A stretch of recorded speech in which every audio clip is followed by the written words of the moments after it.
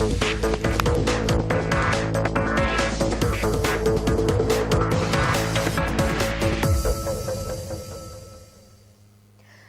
আপনারা দেখছেন high news. আমি শ্রীপর্ণা রয়েছে আপনাদের সঙ্গে। শুরু করছি আজকে স্পোর্টস টুডে। আর শুরুতেই দেখে নেব আজকের হেডলাইন্স।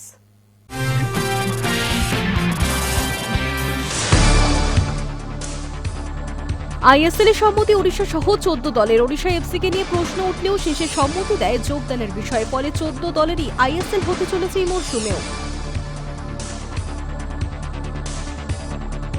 দলের মধ্যেও বিরাট ভাঙন। চাকরি হারালেন চাবি। হারের 24 ঘন্টার মধ্যেই তাকে ছেটে ফেলা হয় কোচের পদ থেকে। ভারতে নেই নিরাপত্তা। আইসিসি থেকে নাকি সেটা জানিয়ে চিঠিও দেওয়া হয়েছে বাংলাদেশ ক্রিকেট বোর্ডকে। আর বাংলাদেশের এই আজব দাবির পাল্টা আইসিসির জবাব, সব মিথ্যে।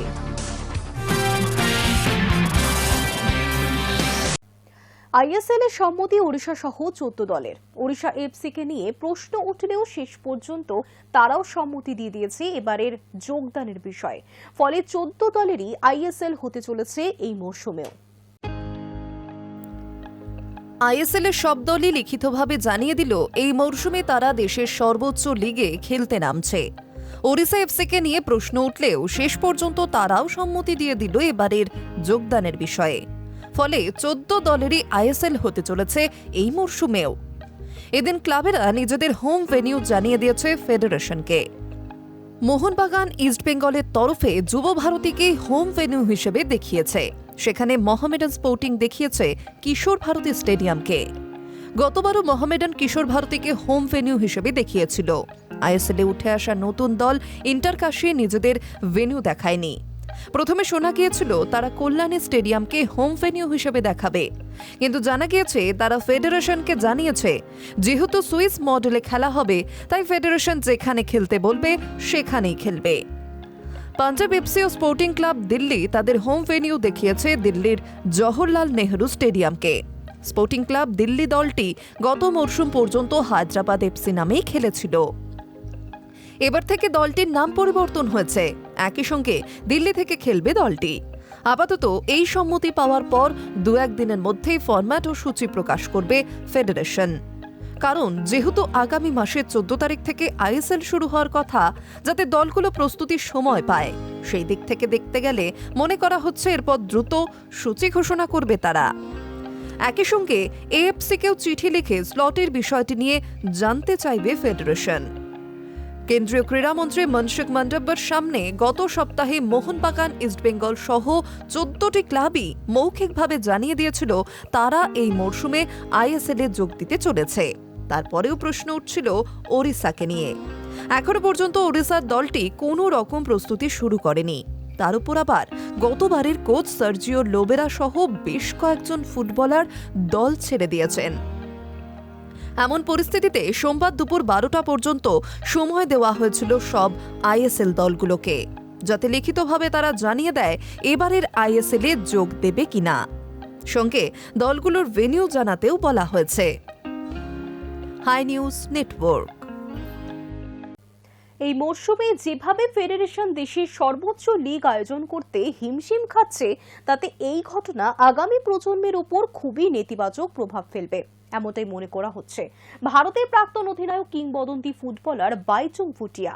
একই সঙ্গে তিনি মনে করছেন এবারের লীগ কোনো রকমে আয়োজন করার ফলে আইএসএল নিয়ে আগের মতো উন্মাদনা তাও থাকবে না। অবশেষে আইএসএল এর দিন ঘোষণা হয়েছে।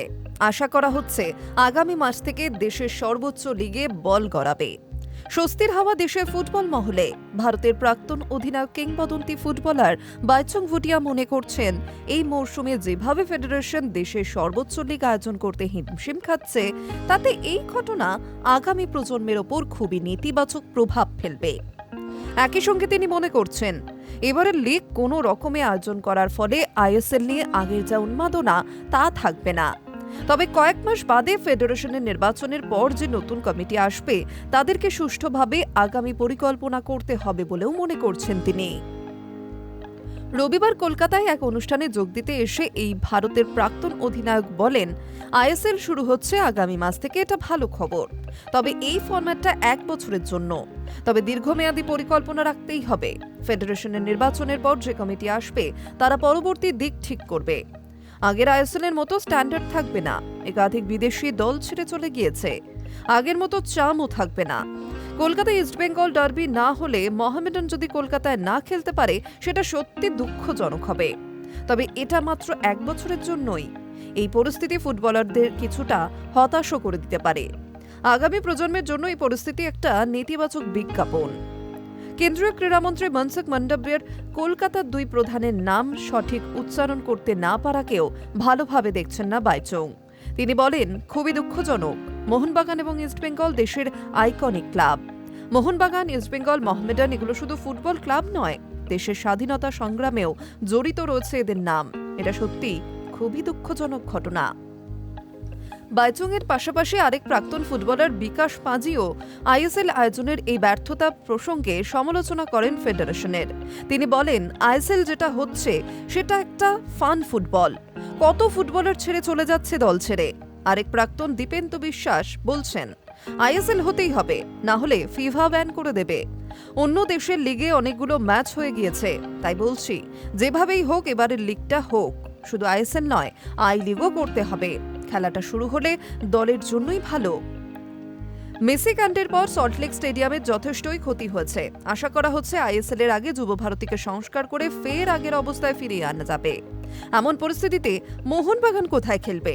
মোহনবাগান সভাপতি দেবাশিস দত্ত বলেন, সল্টলেক স্টেডিয়াম আছে, আমরা সরকারের সঙ্গে আলোচনা করছি। না হলে মোহনবাগান মাঠ আছে, কিশোর ভারতী স্টেডিয়াম আছে। ডার্বি ম্যাচ হলে অবশ্যই সল্টলেক স্টেডিয়ামে খেলা হবে। বাকি ম্যাচগুলো নিয়ে আলোচনা চলছে। আমরা সময় মতো জানাবো। আইএসএল হবে, সব সমস্যাও মিটে যাবে। Hi news network. El Clasico হার, দলের মধ্যেও বিরাট ভাঙন, চাকরি হারালেন জাবি। হারের 24 ঘন্টার মধ্যেই তাকে ছেঁটে ফেলা হয়েছে কোচের পদ থেকে। এল ক্লাসিকোতে হারের পরই জাবি আলোনসোকে কোচের পদ থেকে ছাঁটাই করল রিয়াল মাদ্রিদ। মাস সাতেক আগে কার্লো অ্যানসেলোত্তির জায়গায় রিয়াল কোচের দায়িত্ব পেয়েছিলেন জাবি। কিন্তু রবিবার স্প্যানিশ সুপার কাপের ফাইনালে হাড্ডাহাড্ডি লড়াইয়ে চির প্রতিদ্বন্দ্বী বার্সেলোনার কাছে হারের পরেই চাকরি গেল রিয়াল কোচের। হারের 24 ঘন্টার মধ্যে জাবিকে ছেঁটে ফেলা হলো কোচের পদ থেকে। স্প্যানিশ তারকার কোচিংয়ে শুরুটা ভালো হলেও মাঝপথে খেই হারালো রিয়াল। তখনই শোনা যাচ্ছিল কোচের পদ থেকে সরানো হতে পারে জাবিকে। শেষ পর্যন্ত সেটাই হলো। সুপার কাপে হারের পর সোমবার দুপক্ষের সম্মতিতে বিচ্ছেদের ঘোষণা করে রিয়াল। তারা বলেছে, জাবি আলোনসো এবং তার কোচিং স্টাফকে ধন্যবাদ, ভবিষ্যতের জন্য শুভেচ্ছা থাকলো। জাবির জায়গায় রিয়ালের নতুন কোচ হচ্ছেন রিয়াল মাদ্রিদের বি দলের কোচ আলভারো আরবেলোয়া। উল্লেখ্য, রবিবার রাতের এল ক্লাসিকো শুরুটা ছিল খুবই ম্যারম্যারে। কিন্তু ম্যাচের বয়স যখন 36 মিনিট, বার্সেলোনার প্রথম প্রদীপ জ্বেলে উঠল ব্রাজিলিয়ান তারকা রাফিনহার গোলে। তারপর একেবারে নাটকীয় ভঙ্গিতে বদলে যায় এল ক্লাসিকোর মেজাজ। প্রথমার্ধের যোগ করার সময়ে গোল হলো 3টি। 47 মিনিটে ডি বক্সে ঢুকে বার্সার 2 ডিফেন্ডারকে কাটিয়ে অনবদ্য গোল ভিনিসিয়াস জুনিয়রের। সমতায় ফেরে রিয়াল। 2 মিনিট পরে পেদ্রির পাস থেকে নিখুঁত গোল লেভানডস্কির। এগিয়ে যায় বার্সা। 3 মিনিটের মধ্যে গঞ্জালো গার্সিয়ার গোলে আবারও সমতায় ফেরে লস ব্লাঙ্কোসরা। তবে দ্বিতীয়ার্ধে আবারও খানিকটা ঝিমিয়ে পড়ে ম্যাচ। তারপর বলা চলে একক নৈপুণ্যে বার্সাকে এগিয়ে দেন রাফিনহা। বক্সের ভিতর স্লিপ করে পড়ে যাওয়ার মুহূর্তে ব্রাজিলিয়ান স্ট্রাইকারের শট অ্যাসেনসিওরের পায়ে লেগে রিয়ালের জালে জড়িয়ে যায়। 72 মিনিটের ওই গোলে লেখা হয়ে যায় এল ক্লাসিকোর ভাগ্য, সঙ্গে কপাল পড়ে জাবিরও। শোনা যাচ্ছে রিয়াল ড্রেসিং রুমে 2 শিবিরে ভাগ হয়ে গিয়েছে। দলের মধ্যে একতা নেই। সেই বিবাদও সামলাতে পারেননি জাবি। তাকে বরখাস্ত করার সেটা অন্যতম কারণ। Hi news network.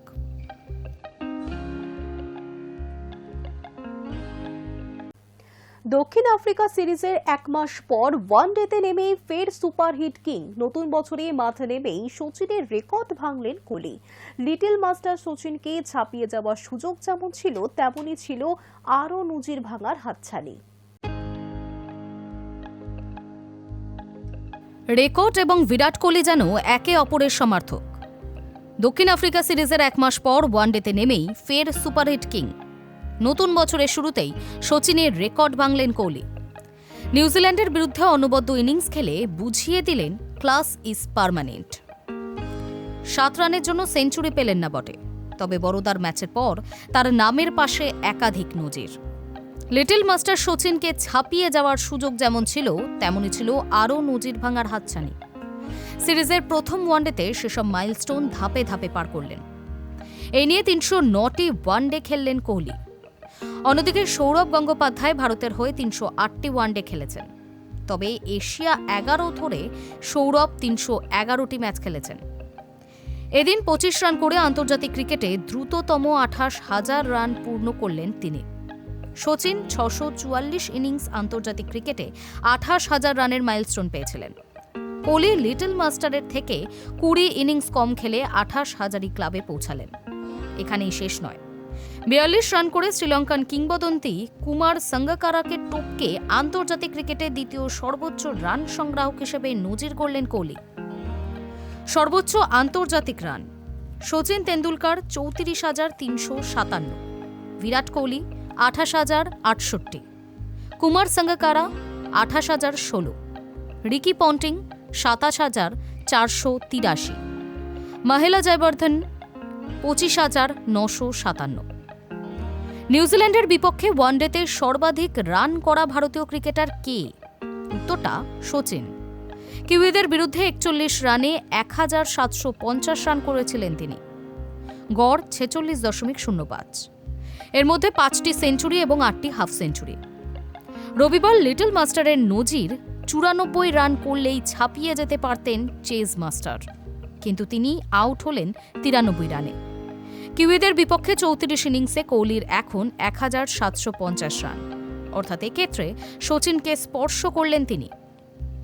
নিউজিল্যান্ডের বিপক্ষে ওয়ানডেতে সর্বোচ্চ রান করা ভারতীয় ক্রিকেটাররা: Sachin Tendulkar 1,750 run, Virat Kohli 1,750 run, Virender Sehwag 1,157 run, Mohammad Azharuddin 1,118 run, Sourav Gangopadhyay 1,079 run. উল্লেখ্য, দক্ষিণ আফ্রিকার বিরুদ্ধে 3টি ওয়ানডেতে বিরাট করেছিলেন 302 রান, গড় 100-র ওপর। তাছাড়াও 2025 সালের 13 ইনিংসে মোট 651 রান করেছেন, গড় 65.10, যা একই ক্যালেন্ডার বছরে সর্বাধিক রানের নজির। এরপর বিজয় হাজারেতে প্রথম ম্যাচে 131 রানের পর গুজরাটের বিরুদ্ধে 61 বলে 77 রান করে যান বিরাট। একই ফর্ম বজায় থাকলো নিউজিল্যান্ডের বিরুদ্ধেও। Hi news network.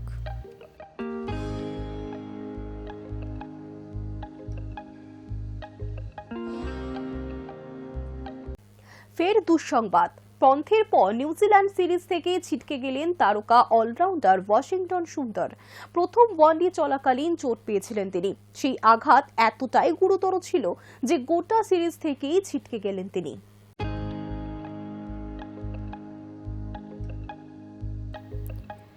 আবারও চোটের হানা ভারতীয় শিবিরে। নিউজিল্যান্ড সিরিজ শুরুর আগে চোট পেয়েছিলেন ঋষভ পান্ত। ইতিমধ্যে ছিটকে গিয়েছেন টিম ইন্ডিয়ার এই উইকেট রক্ষক। সেই রেশ কাটতে না কাটতেই চোটের কবলে টিম ইন্ডিয়ার আরও এক ক্রিকেটার। প্রথম ওয়ানডে চলাকালীন চোট পেয়েছিলেন ওয়াশিংটন সুন্দর। সেই আঘাত এতটাই গুরুতর যে গোটা সিরিজ থেকেই ছিটকে যেতে হলো তারকা অলরাউন্ডারকে।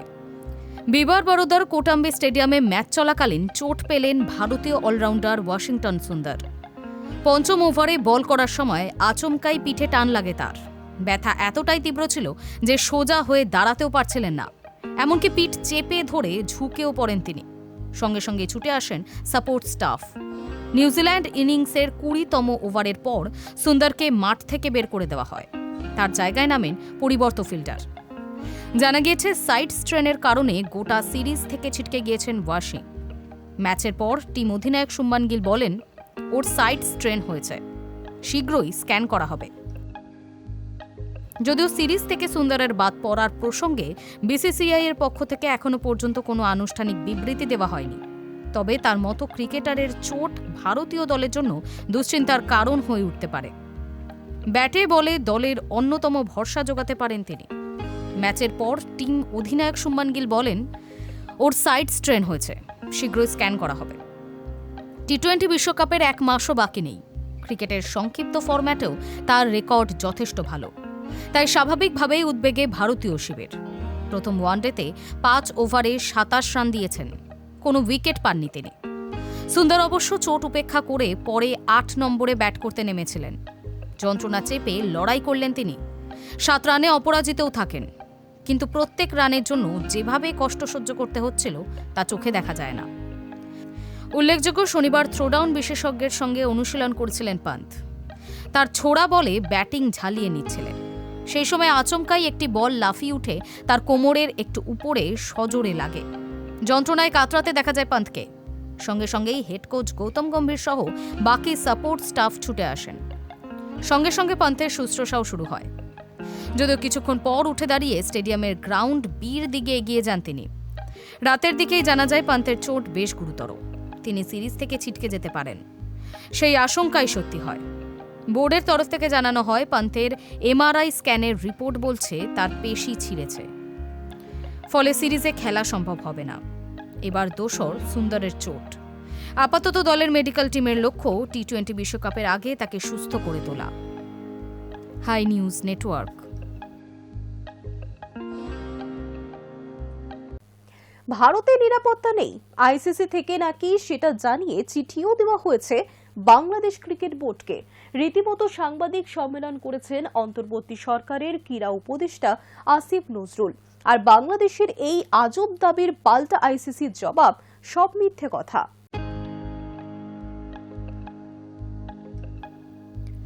ভারতে নিরাপত্তা নেই, আইসিসিকে নাকি সেটা জানিয়ে চিঠিও দেওয়া হয়েছে বাংলাদেশ ক্রিকেট বোর্ডকে।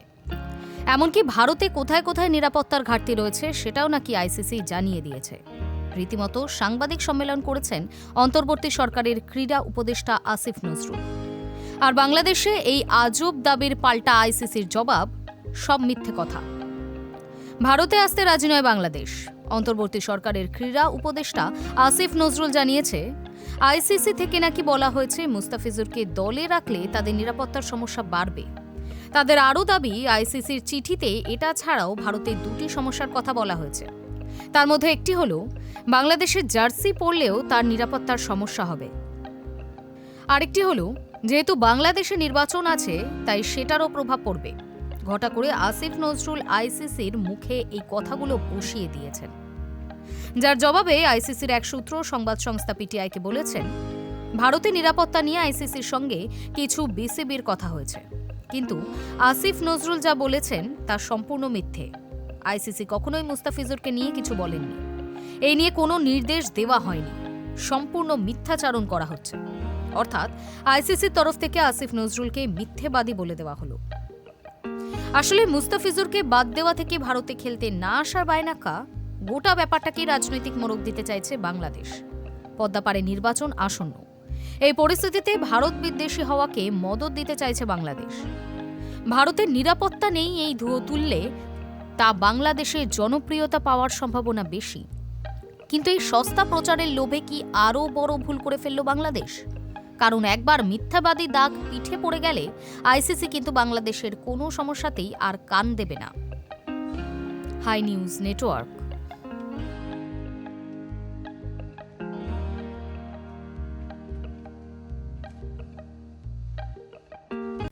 মুস্তাফিজুর রহমানকে নিয়ে নাটক যেন শেষই হচ্ছে না। ভারতে আসতে রাজি নয় বাংলাদেশ।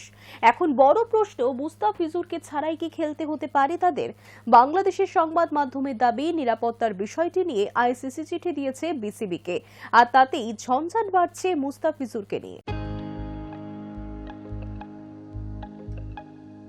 মুস্তাফিজুর রহমানকে নিয়ে নাটক শেষ হচ্ছে না। ভারতে আসতে রাজি নয় বাংলাদেশ। ভারতে ভেন্যু বদলালে কি তারা গোয়ার তুমি ছাড়বে? তার থেকেও এখন বড় প্রশ্ন হলো, মুস্তাফিজুরকে ছাড়াই কি খেলতে হতে পারে তাদের? বাংলাদেশের সংবাদ মাধ্যমের দাবি, নিরাপত্তার বিষয়টি নিয়ে আইসিসি চিঠি দিয়েছে বিসিবিকে। আর তাতে ঝঞ্ঝাট বাড়ছে মুস্তাফিজুরকে নিয়ে। বাংলাদেশের সংবাদ মাধ্যমের খবর, তাদের দলে মুস্তাফিজুরকে রাখলে নিরাপত্তা নিয়ে সমস্যা হতে পারে। আইসিসি নাকি এমনটাই জানিয়েছে তাদের। অন্তর্বর্তী সরকারের ক্রীড়া উপদেষ্টা আসিফ নজরুল জানিয়েছে, আইসিসি থেকে বলা হয়েছে মুস্তাফিজুরকে দলে রাখলে তাদের নিরাপত্তার সমস্যা বাড়বে। বিসিবিকে ভারতেই বিকল্প কোনো ভেন্যুর প্রস্তাব দিচ্ছে আইসিসি। শ্রীলঙ্কা নয়, ভারতেরই অন্য 2 ভেন্যুতে খেলার কথা নাকি জানানো হয় বাংলাদেশ ক্রিকেট বোর্ডকে। বিকল্প হিসেবে ভাবা হচ্ছে চেন্নাই ও তিরুবনন্তপুরমের কথা। এমনটা হলে ইডেন গার্ডেন্স বা ওয়াংখেড়ে স্টেডিয়ামের বদলে দক্ষিণী রাজ্যে ম্যাচ খেলবে বাংলাদেশ। আইসিসি এবং বিসিসিআই নাকি ইতিমধ্যেই তামিলনাড়ু এবং কেরালা ক্রিকেট অ্যাসোসিয়েশনের সঙ্গে যোগাযোগ করেছে, তারাও রাজি। যদিও এই ব্যাপারে এখনো পর্যন্ত কোনো পক্ষ থেকেই সরকারি বিবৃতি দেওয়া হয়নি। বাংলাদেশ অবশ্য এখনো গো ধরে বসে রয়েছে। আইসিসির প্রস্তাবে এখনো রাজি নয় তারা। অন্য 2টি ভেন্যুতেও খেলার প্রস্তাব ফিরিয়ে দিচ্ছে। আবার এটাও ঠিক, আইসিসির প্রস্তাব অনুযায়ী ভারতে খেলতে না এলে বড়সড় শাস্তিও পেতে পারে তারা। সেক্ষেত্রে কি মুস্তাফিজুরকে বিসর্জন দিয়ে বাংলাদেশ ভারতে আসবে? এই নিয়ে ক্রীড়া উপদেষ্টা বলেছেন, আইসিসি যদি আশা করে আমরা দলের শ্রেষ্ঠ বোলারকে বাদ দিয়ে বিশ্বকাপ দল গড়ব, সমর্থকরা জার্সি পরতে পারবে না। আর খেলার জন্য নির্বাচন পিছিয়ে দেব, তবে এর চেয়ে অবাস্তব আর কিছু হতে পারে না। Hi news network.